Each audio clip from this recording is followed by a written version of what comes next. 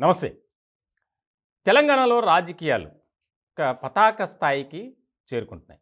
ముఖ్యంగా గులాబీ పార్టీ, అలాగే హస్తం పార్టీ మధ్య ఏ రకమైనటువంటి మాటల యుద్ధం కొనసాగుతుందో మనం చూస్తూనే ఉన్నాం. ఓడిపోయినటువంటి బాధలో బీఆర్ఎస్ పార్టీ, గెలిచినటువంటి జోష్‌లో కాంగ్రెస్ పార్టీ పరస్పర మాటల దాడి అనేది జరుగుతుంది. తాజాగా కరీంనగర్‌లో జరిగినటువంటి ఒక భారీ సమావేశంలో కేసీఆర్ చాలా కీలకమైనటువంటి వ్యాఖ్యలు చేశారు. ప్రజలు అత్యాశకు పోయి కాంగ్రెస్ పార్టీకి ఓట్లు వేశారు. మీరు నిజంగా మోసపోయారు. భవిష్యత్ కాలంలో మరింత మోసపోతారు.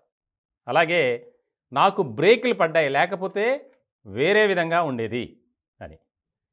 ఈ వ్యాఖ్యల పట్ల కాంగ్రెస్ పార్టీలో వ్యంగ్యాస్త్రాలు వస్తున్నాయి. చాలేని బడాయి మాటలు అని చాలామంది నేతలు రాష్ట్ర వ్యాప్తంగా ఆయనకు కౌంటర్ ఇస్తున్నటువంటి పరిస్థితి. గత 10 ఏళ్లలో రాష్ట్ర ఖజానాను దెబ్బతీసి, రాష్ట్రాభివృద్ధిని గాలి కుదిలేసి, అక్రమాలకు అవినీతికి పాల్పడింది మీరు. ప్రజలు మోసపోయింది మీ పాలనలోనే. మేము అందించేది సుపరిపాలన, ఇందిరమ్మ రాజ్యం కోసం మేము పనిచేస్తున్నాం. ఇట్లాంటి కీలకమైనటువంటి వ్యాఖ్యలు చేస్తూ కేసీఆర్ మాటల తీరుపై కౌంటర్ ఇచ్చేటువంటి పరిస్థితి.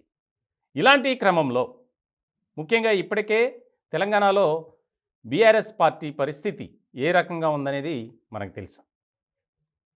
పార్టీలో ఉన్నటువంటి కీలకమైనటువంటి నేతలు కూడా బయటకు వస్తున్నారు. ఇలాంటి నేపథ్యంలో చాలా ముఖ్యమైనటువంటి అంశంగా మారింది. ఇప్పటికే గులాబీ పార్టీలో 17 పార్లమెంటు స్థానాలకు సంబంధించి పోటీ చేయడానికి ఎవరూ కూడా ఇంట్రెస్ట్గా లేరు. గులాబీ పార్టీ నుంచి హస్తం పార్టీ వైపే ప్రతి ఒక్కరూ చూస్తున్నారు. ఇలాంటి క్రమంలో మాటల దాడి అనేది కొనసాగుతూనే ఉంది. దానికి సంబంధించి తెలంగాణలో గులాబీ పార్టీ మాట వినిపించకూడదు, ఆ పార్టీ రూపురేఖలు కనిపించకూడదు అనేది కాంగ్రెస్ పార్టీలో ఉన్నటువంటి ముఖ్యమైనటువంటి నేతల అభిప్రాయం. దానికి కొంతమంది డైరెక్ట్గా కామెంట్స్ కూడా చేస్తున్నారు.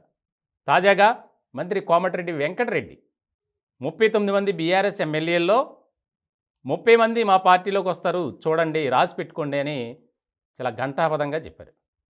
ఇటువంటి క్రమంలో ఓడిపోయినటువంటి బాధలోనేమో గులాబీ పార్టీ నేతలు, గెలిచినటువంటి జోష్లోనేమో హస్తం పార్టీ నేతలు, 2 పార్టీల నేతలు మాటలకు హద్దు అదుపు లేకుండా పోయింది. తాజాగా కేసీఆర్ మరింత రెచ్చగొడుతున్నారు. మేము దానికి సంబంధించి త్వరలోనే బుద్ధి చెబుతామని కౌంటర్ ఇస్తున్నారు కాంగ్రెస్ పార్టీ నేతలు.